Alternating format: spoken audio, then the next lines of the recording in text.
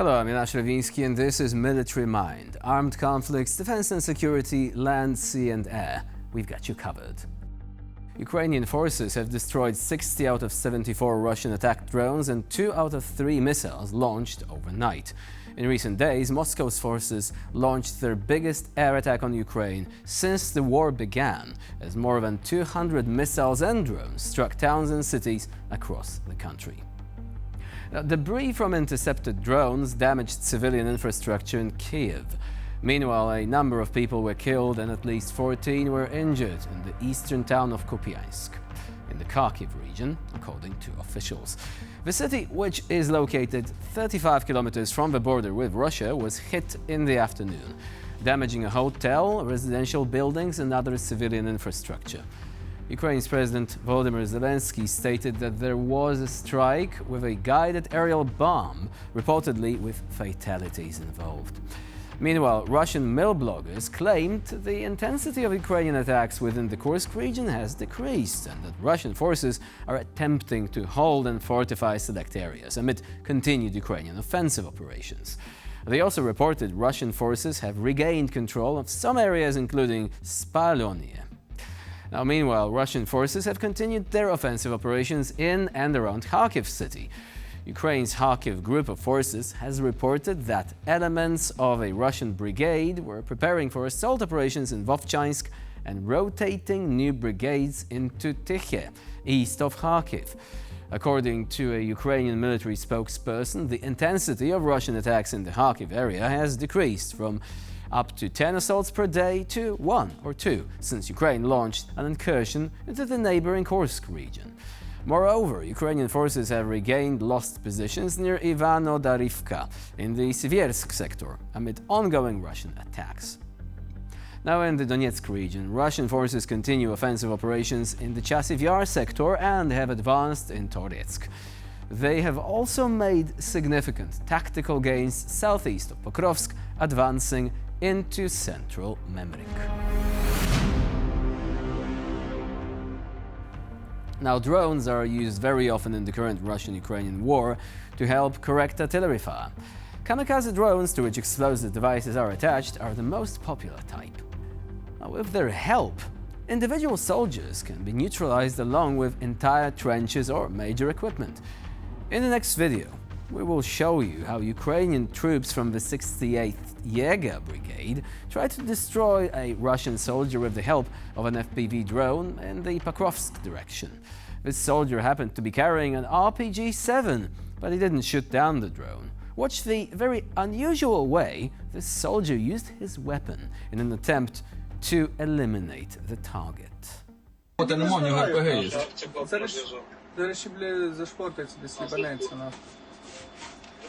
А вон FPV-ка, ну. Він втече.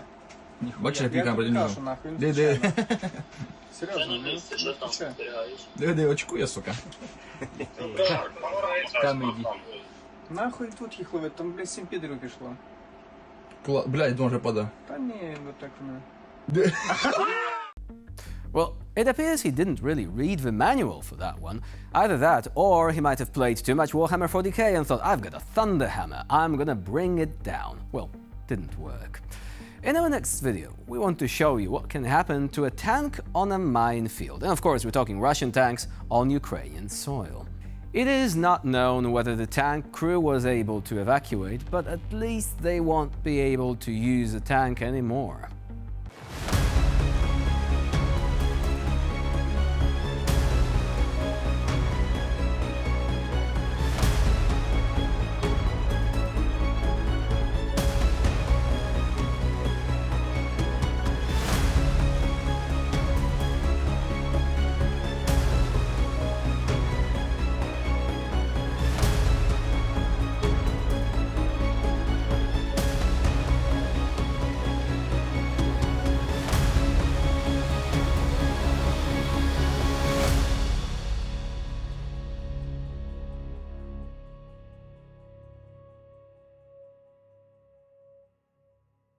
Lots of ammunition cooking off there. No flying turret, though. I'm quite sure that some viewers might find this a bit disappointing.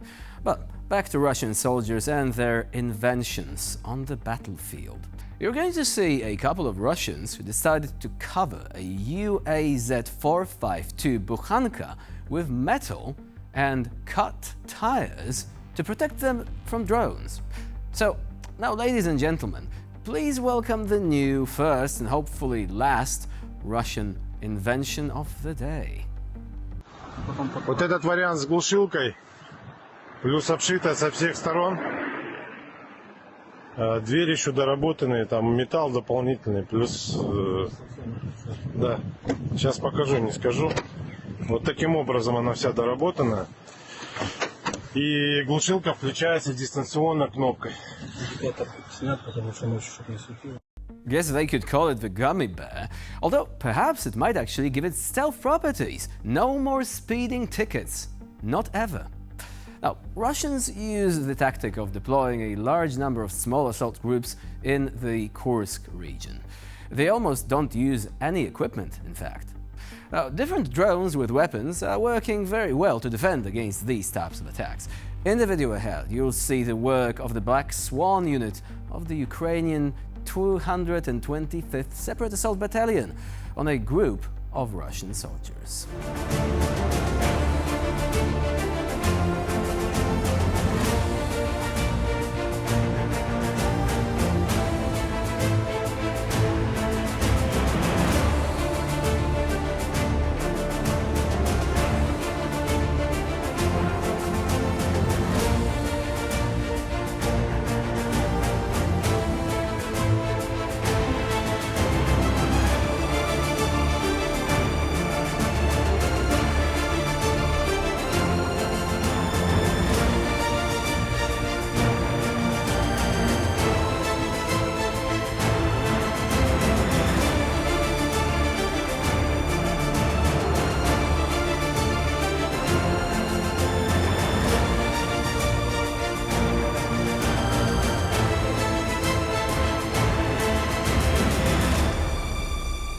Black Swan on our channel today? Well, maybe Swan Lake on Russian TV tomorrow. Kremlinology 101. Some of you will understand that instantly. Now, to close out today's episode, here is a video of the Ukrainian Muramasa group of the 109th Separate Territorial Forces Brigade. These guys are using drones to destroy Russian equipment on the front lines all across the country, in particular in places where the fighting gets most intense. And so this video also will be known for its intensity. Let's take a look.